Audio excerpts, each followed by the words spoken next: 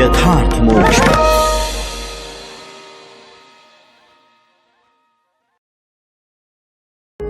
यथार्थ मोक्ष प्रस्तुत कर रहा है अतुल्य संपूर्ण महाभारत, श्री महाभारतम राजधर्मानुशासन पर्व, 60वां अध्याय, वर्ण धर्म का वर्णन। अब वैश्य का जो सनातन धर्म है वो तुम्हें बता रहा हूं। दान, अध्ययन, यज्ञ और पवित्रता पूर्वक धन का संग्रह, ये वैश्य के कर्म हैं। वैश्य सदा उद्योगशील रहकर पुत्रों की रक्षा करने वाले पिता के समान सब प्रकार के पशुओं का पालन करे। इन कर्मों के सिवा वो और जो कुछ भी करेगा वो उसके लिए विपरीत कर्म होगा। पशुओं के पालन से वैश्य को महान सुख की प्राप्ति हो सकती है। प्रजापति ने पशुओं की सृष्टि करके उनके पालन का भार वैश्य को सौंप दिया था। ब्राह्मण और राजा को उन्होंने सारी प्रजा के पोषण का भार सौंपा था। अब मैं वैश्य की उस वृत्ति का वर्णन करूंगा जिससे उसका जीवन निर्वाह हो। वैश्य यदि राजा या किसी दूसरे की 6 दुधारू गौओं का 1 वर्ष तक पालन करे तो उनमें से 1 गौ का दूध वो स्वयं पिए। यदि दूसरे की 100 गौओं का वो पालन करे तो साल भर में 1 गाय और 1 बैल मालिक से वेतन के रूप में ले ले। यदि उन पशुओं के दूध आदि बेचने से धन प्राप्त हो तो उसमें 7वां भाग वो अपने वेतन के रूप में ग्रहण करे। सींग बेचने से जो धन मिले उसमें से भी वो 7वां भाग ही ले, परंतु पशु विशेष का बहुमूल्य खुर बेचने से जो धन प्राप्त हो उसका 16वां भाग ही उसे ग्रहण करना चाहिए। दूसरे के अनाज की फसलों तथा सब प्रकार के बीजों की रक्षा करने पर वैश्य को उपज का 7वां भाग वेतन के रूप में ग्रहण करना चाहिए। यह उसके लिए वार्षिक वेतन है। वैश्य के मन में कभी यह संकल्प नहीं उठना चाहिए कि मैं पशुओं का पालन नहीं करूंगा। जब तक वैश्य पशुपालन का कार्य करना चाहे तब तक मालिक को दूसरे किसी के द्वारा किसी तरह भी वो कार्य नहीं कराना चाहिए।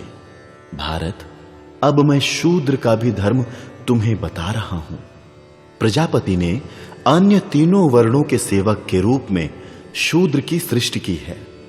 अतः शूद्र के लिए 3 वर्णों की सेवा ही शास्त्र विहित कर्म है। वो उन 3 वर्णों की सेवा से ही महान सुख का भागी हो सकता है। अतः शूद्र इन 3 वर्णों की क्रमशः सेवा करे। शूद्र को कभी किसी प्रकार भी धन का संग्रह नहीं करना चाहिए, क्योंकि धन पाकर वो महान पाप में प्रवृत्त हो जाता है और अपने से श्रेष्ठतम पुरुषों को भी अपने अधीन रखने लगता है। धर्मात्मा शूद्र राजा की आज्ञा लेकर अपनी इच्छा के अनुसार कोई धार्मिक कृत्य कर सकता है। अब मैं उसकी वृत्ति का वर्णन करूंगा जिससे उसकी आजीविका चल सकती है।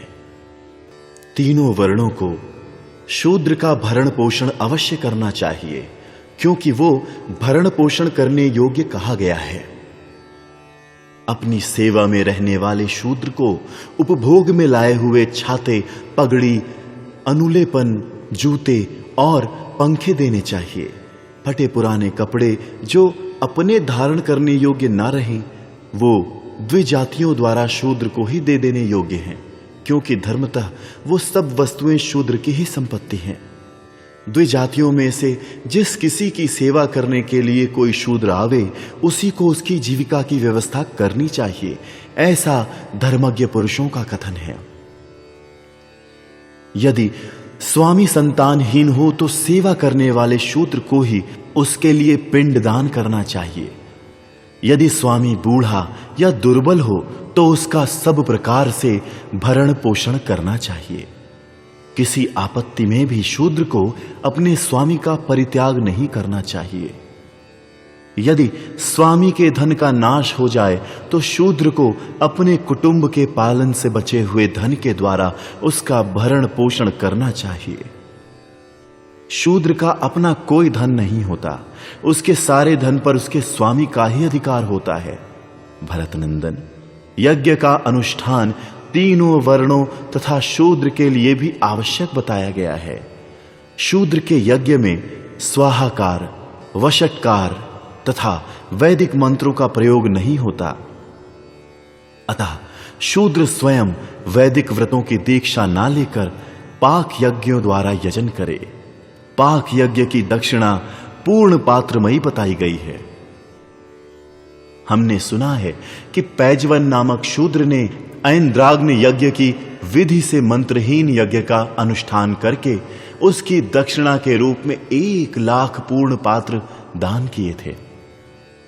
भरतनंदन, ब्राह्मण आदि तीनों वर्णों का जो यज्ञ है वो सब सेवा कार्य करने के कारण शूद्र का भी है।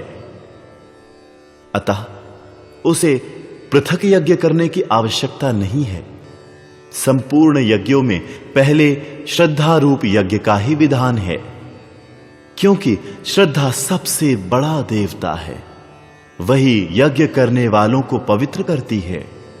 ब्राह्मण साक्षात यज्ञ कराने के कारण परम देवता माने गए हैं। सभी वर्णों के लिए लोग अपने अपने कर्म द्वारा एक दूसरे के यज्ञों में सहायक होते हैं। सभी वर्णों के लोगों ने यहां यज्ञों का अनुष्ठान किया है और उनके द्वारा वो मनोवांछित फलों से संपन्न हुए हैं। ब्राह्मणों ने ही तीनों वर्णों की संतानों की सृष्टि की है। जो देवताओं के भी देवता हैं, वो ब्राह्मण जो कुछ कहे वही सबके लिए परम हितकारक है। अतः अन्य वर्णों के लोग ब्राह्मणों के बताए अनुसार ही सब यज्ञों का अनुष्ठान करें, अपनी इच्छा से ना करें। ऋक्, साम और यजुर्वेद का ज्ञाता ब्राह्मण सदा देवता के समान पूजनीय है। दास या शूद्र ऋक्, यजु और साम के ज्ञान से शून्य होता है तो भी वो प्राजापत्य कहा जाता है। तात भरतनंदन, मानसिक संकल्प द्वारा जो भावनात्मक यज्ञ होता है उसमें सभी वर्णों का अधिकार है। इस मानसिक यज्ञ करने वाले यजमान के यज्ञ में देवता और मनुष्य सभी भाग ग्रहण करने की अभिलाषा रखते हैं, क्योंकि उसका यज्ञ श्रद्धा के कारण परम पवित्र होता है। अतः श्रद्धा प्रधान यज्ञ करने का अधिकार सभी वर्णों को प्राप्त है। ब्राह्मण अपने कर्मों द्वारा ही सदा दूसरे वर्णों के लिए अपने अपने देवता के समान है। अतः वो दूसरे वर्णों का यज्ञ न करता हो ऐसी बात नहीं है। जिस यज्ञ में वैश्य आचार्य आदि के रूप में कार्य कर रहा हो वो निकृष्ट माना गया है। विधाता ने केवल ब्राह्मण को ही तीनों वर्णों का यज्ञ कराने के लिए उत्पन्न किया है। विधाता एकमात्र ब्राह्मण से ही अन्य 3 वर्णों की सृष्टि करता है। अतः शेष 3 वर्ण भी ब्राह्मण के समान ही सरल तथा उनके जाति भाई या कुटुंबी हैं। क्षत्रिय आदि तीनों वर्ण ब्राह्मण की संतान ही हैं। जैसे ऋक्, यजु और साम एकमात्र आकार से ही प्रकट होने के कारण परस्पर अभिन्न हैं, उसी प्रकार उन सभी वर्णों में तत्व का निश्चय किया जाए तो एकमात्र ब्राह्मण ही उन सब के रूप में प्रकट हुआ है। अतः ब्राह्मण के साथ सबकी अभिन्नता है। राजेंद्र, प्राचीन बातों को जानने वाले विद्वान इस विषय में यज्ञ की अभिलाषा रखने वाले वैखानस मुनियों की कही हुई एक गाथा का उल्लेख किया करते हैं जो यज्ञ के संबंध में गाई गई है। सूर्य के उदय होने पर अथवा सूर्योदय से पहले श्रद्धालु एवं जितेंद्रिय मनुष्य जो धर्म के अनुसार अग्नि में आहुति देता है उसमें श्रद्धा ही प्रधान हेतु है। होता का किया हुआ जो हवन वायु देवता के उद्देश्य से होता है वो स्कन्न संज्ञक होम प्रथम है और उससे भिन्न जो स्कन्न संज्ञक होम है वो अंतिम या सबसे उत्कृष्ट है। इसी प्रकार रौद्र आदि बहुत से यज्ञ हैं जो नाना प्रकार के कर्म फल देने वाले हैं। उन षोडश प्रकार के अग्निहोत्रों को जो जानता है वही यज्ञ संबंधी निश्चयात्मक ज्ञान से संपन्न है। ऐसा ज्ञानी एवं श्रद्धालु द्विज ही यज्ञ करने का अधिकारी है। यदि कोई चोर हो, पापी हो अथवा पापाचारियों में भी सबसे महान हो, तो भी जो यज्ञ करना चाहता है उसे सभी लोग साधु ही कहते हैं। ऋषि भी उसकी प्रशंसा करते हैं। ये यज्ञ कर्म श्रेष्ठ है, इसमें कोई संदेह नहीं है। अतः सभी वर्णों के लोगों को सदा सब प्रकार से यज्ञ करना चाहिए। यही शास्त्रों का निर्णय है। तीनों लोकों में यज्ञ के समान कुछ भी नहीं है। इसलिए मनुष्य को दोष दृष्टि का परित्याग करके शास्त्रीय विधि का आश्रय ले अपनी शक्ति और इच्छा के अनुसार उत्तम श्रद्धा पूर्वक यज्ञ का अनुष्ठान करना चाहिए। ऐसा मनीषी पुरुषों का कथन है। इस प्रकार श्री महाभारत शांति पर्व के अंतर्गत राजधर्मानुशासन पर्व में वर्णाश्रम धर्म का वर्णन विषयक 60वां अध्याय पूरा हुआ। 61वां अध्याय आश्रम धर्म का वर्णन। भीष्म जी कहते हैं, सत्य पराक्रमी महाबाहु युधिष्ठिर, अब तुम चारों आश्रमों के नाम और कर्म सुनो। ब्रह्मचर्य, महान आश्रम, गार्हस्थ्य, वानप्रस्थ और भैक्षचर्य, ये 4 आश्रम हैं। चौथे आश्रम सन्यास का अवलंबन केवल ब्राह्मणों ने किया है।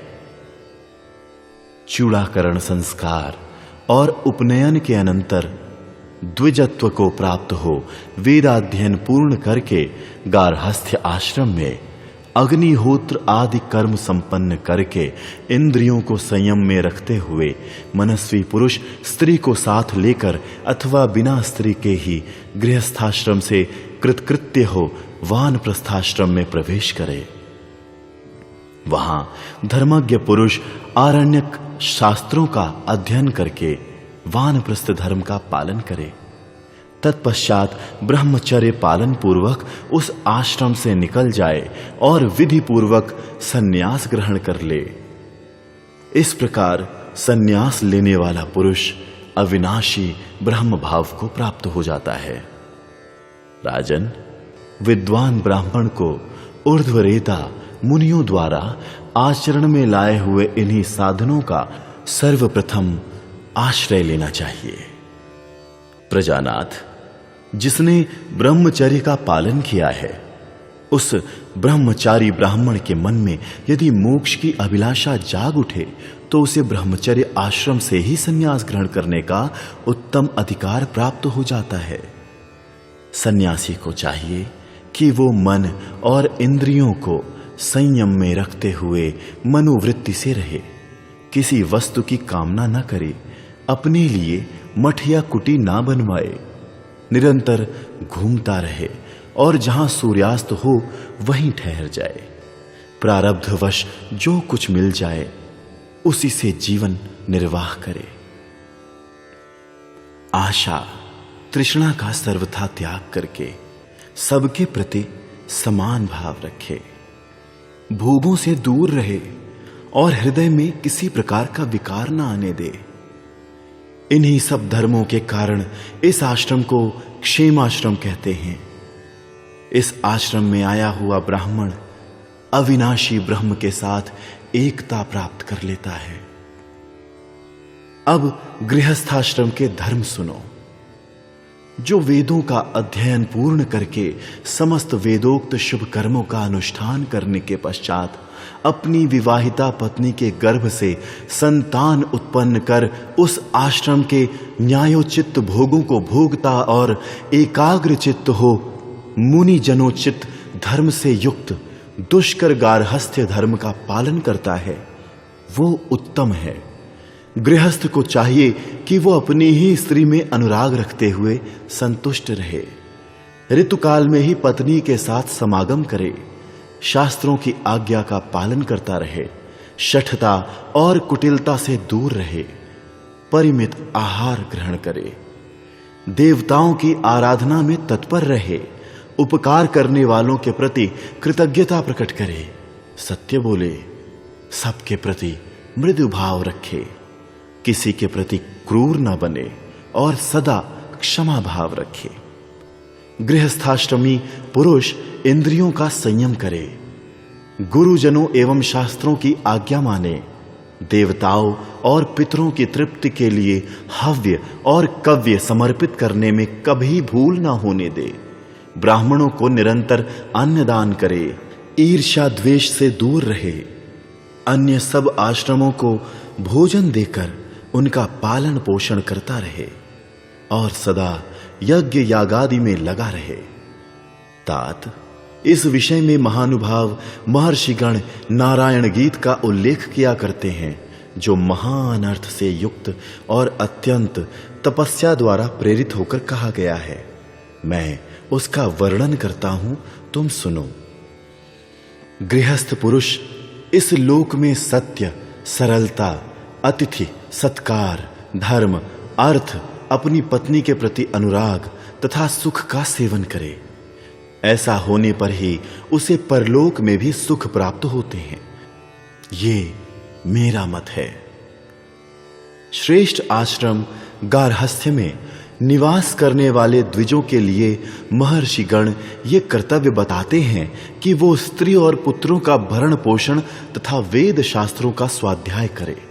जो ब्राह्मण इस प्रकार स्वभावतः यज्ञ परायण हो, धर्मस्थ गृहस्थ धर्म का यथावत रूप से पालन करता है, वो गृहस्थ वृत्ति का अच्छी तरह शोधन करके स्वर्ग लोक में विशुद्ध फल का भागी होता है। उस गृहस्थ को देह त्याग के पश्चात उसके अभीष्ट मनोरथ अक्षय रूप से प्राप्त होते हैं। वो उस पुरुष का संकल्प जानकर इस प्रकार अनंत काल तक के लिए उसी सेवा में उपस्थित हो जाते हैं, मानो उनके नेत्र, मस्तक और मुख सभी दिशाओं की ओर हो। युधिष्ठिर, ब्रह्मचारी को चाहिए कि वो अकेला ही वेद मंत्रों का चिंतन और अभीष्ट मंत्रों का जप करते हुए सारे कार्य संपन्न करे। अपने शरीर में मैल और कीचड़ लगी हो तो भी वो सेवा के लिए उद्यत हो और एकमात्र आचार्य की ही परिचर्या में संलग्न रहे। ब्रह्मचारी नित्य निरंतर मन और इंद्रियों को वश में रखते हुए व्रत एवं दीक्षा के पालन में तत्पर रहे। वेदों का स्वाध्याय करते हुए सदा कर्तव्य कर्मों के पालन पूर्वक गुरु गृह में निवास करे। निरंतर गुरु की सेवा में संलग्न रहकर उन्हें प्रणाम करे। जीवन निर्वाह के उद्देश्य से किए जाने वाले यजन, याजन, अध्ययन, अध्यापन तथा दान और प्रतिग्रह, इन 6 कर्मों से अलग रहे और किसी भी असत कर्म में वो कभी प्रवृत्त ना हो। अपने अधिकार का प्रदर्शन करते हुए व्यवहार ना करे। द्वेष रखने वालों का संग ना करे। वत्स युधिष्ठिर, ब्रह्मचारी के लिए यही आश्रम धर्म अभीष्ट है। इस प्रकार श्री महाभारत शांति पर्व के अंतर्गत राजधर्मानुशासन पर्व में चारों आश्रमों के धर्मों का वर्णन विषयक 61वां अध्याय पूरा हुआ। 62वां अध्याय, ब्राह्मण धर्म और कर्तव्य पालन का महत्व। युधिष्ठिर बोले, पितामह, अब आप ऐसे धर्मों का वर्णन कीजिए जो कल्याणमय, सुखमय, भविष्य में अभ्युदयकारी, हिंसा रहित, लोक सम्मानित, सुख साधक तथा मुझ जैसे लोगों के लिए सुखपूर्वक आचरण में लाए जा सकते हो। भीष्म जी ने कहा, प्रभु, भरतवंशावतंस युधिष्ठिर, चारों आश्रम ब्राह्मणों के लिए ही विहित हैं। अन्य तीनों वर्णों के लोग उन सभी आश्रमों का अनुसरण नहीं करते हैं। राजन, क्षत्रिय के लिए शास्त्र में बहुत से ऐसे स्वर्ग साधक कर्म बताए गए हैं जो हिंसा प्रधान हैं, जैसे युद्ध, परंतु ये कर्म ब्राह्मण के लिए आदर्श नहीं हो सकते, क्योंकि क्षत्रिय के लिए सभी प्रकार के कर्मों का यथोचित विधान है। जो ब्राह्मण होकर क्षत्रिय, वैश्य और शूद्रों के कर्मों का सेवन करता है, वो मंद बुद्धि पुरुष इस लोक में निंदित और परलोक में नरकगामी होता है। हे पांडुनंदन, लोक में दास, कुत्ते, भेड़िए तथा अन्य पशुओं के लिए जो निंदा सूचक संज्ञा दी गई है, अपने वर्ण धर्म के विपरीत कर्म में लगे हुए ब्राह्मण के लिए भी वही संज्ञा दी जाती है। जो ब्राह्मण यज्ञ करना कराना, विद्या पढ़ना पढ़ाना तथा दान लेना और देना, इन 6 कर्मों में ही प्रवृत्त होता है, चारों आश्रमों में स्थित हो उनके संपूर्ण धर्मों का पालन करता है, धर्म में कवच से सुरक्षित होता है और मन को वश में किए रहता है, जिसके मन में कोई कामना नहीं होती, जो बाहर भीतर से शुद्ध, तपस्या परायण और उदार होता है, उसे अविनाशी लोक प्राप्त होते हैं। जो पुरुष जिस अवस्था में, जिस देश अथवा काल में, जिस उद्देश्य से जैसा कर्म करता है, वो वैसे भाव से उस कर्म का वैसा ही फल पाता है। राजेंद्र, वैश्य की ब्याज लेने वाली वृत्ति खेती और वाणिज्य के समान तथा क्षत्रिय के प्रजा पालन रूप कर्म के समान ब्राह्मणों के लिए वेदाभ्यासी रूपी कर्म ही महान है, ऐसा तुम्हें समझना चाहिए। काल के उलट फेर से प्रभावित तथा स्वभाव से प्रेरित हुए मनुष्य विवश सा होकर उत्तम, मध्यम और अधर्म कर्म करता है। पहले के जो कल्याणकारी और अमंगलकारी शुभाशुभ कर्म हैं, वो ही प्रधान होकर इस शरीर का निर्माण करते हैं। इस शरीर के साथ ही उनका भी अंत हो जाता है, परंतु जगत में अपने वर्णाश्रमोचित कर्म के पालन में तत्पर रहने वाला पुरुष तो हर अवस्था में सर्वव्यापी और अविनाशी ही है। इस प्रकार श्री महाभारत शांति पर्व के अंतर्गत राजधर्मानुशासन पर्व में वर्णाश्रम धर्म का वर्णन विषयक 62वां अध्याय पूरा हुआ।